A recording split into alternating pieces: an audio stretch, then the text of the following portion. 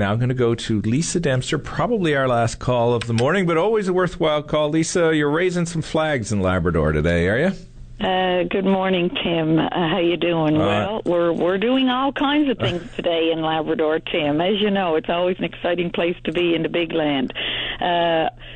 Flag ceremony is happening at 1 o'clock today. I'm going at both borders. Mm-hmm. That's extremely exciting. We've waited a long time for this. I'm going to be meeting Mike Martin, who designed the flag in 1974, and Patricia, who sewed the flag for all of the communities in about an hour and a half. But is that right? In an hour and a half? Wow. Yeah, hour and a half. But that's not the reason for my call this morning, Tim. I will call back and talk about that wonderful thing that we are doing on this end, and that the Premier and our MHA, Leto, and the MP is doing on the Western end. You know, I think it just speaks volumes. Before I let you go, though, it just would be useful. They don't have to talk about the ceremony, but just in a few words, why is the Labrador flag and this so important to the people of Labrador? For those who are on the island, just give us a minute or so on that, Lisa, if you can. Well, Tim, I think anybody who have traveled to Labrador will recognize that Labrador is unique for so many reasons. A huge, vast land. I often say when I'm speaking in the House of Assembly, to put it into context, you can take the 3 Atlantic provinces and put them down into Labrador, and you'll still have space. 3 Aboriginal groups. And Mike Martin designed this flag depicting the blue, the green, the white, the forest, the water, the trees, the twig representing the Aboriginal groups. And it's been the one thing that have united us as a people that we associate with. But before we run out of time, and I'm hoping to come back this afternoon and talk about that, I want to talk about health and community services in Black Tickle, and a new model of care. I know today is going to be a huge relief for the people of Black Tickle with the announcement of this news that the provincial government, together in partnership with the Nunatuvet Community Council, Labrador Grenfell Health, the local service district, and residents, that working together over the last number of months since the budget came down this spring, we have been able to reach a consensus on a new model of care that we will provide. The new model of care will provide for the sustainable delivery of health care services in Black Tickle. So there's a number of components in this new model of care, but the one that will be of most interest to the people of Black Tickle, Tim, is the fact that a nurse will remain in the community full-time.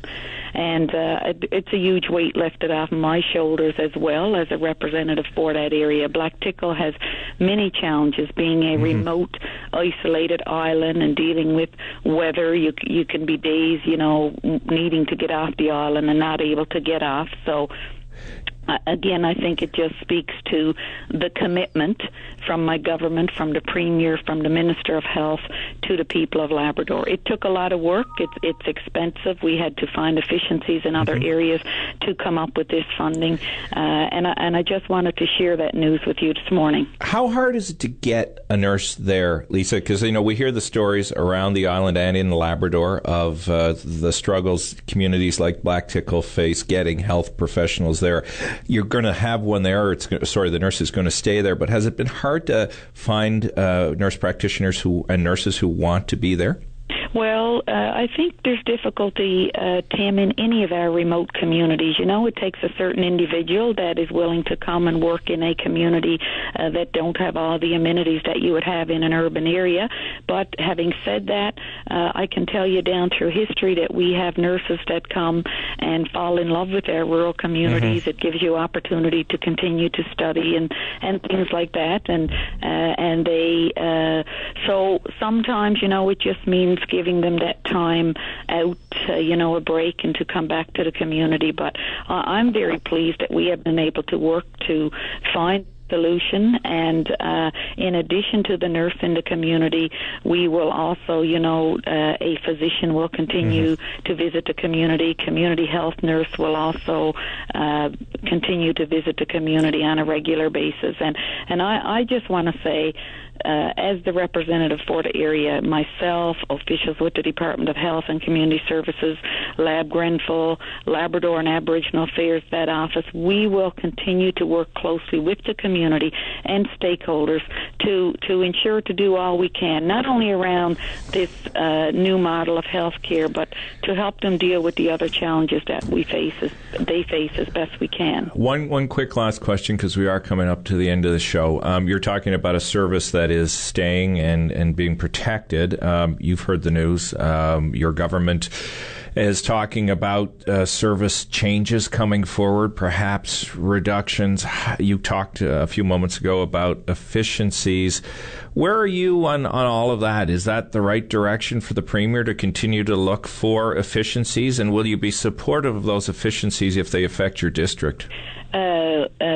Absolutely, Tim. We inherited one heck of a mess in December. When you have a $2.7 billion deficit, when you are paying $20 million a week in interest, more than we are paying to educate our children, we have an obligation to provide services to the people of the province, but we also have an obligation to do that in a most efficient way.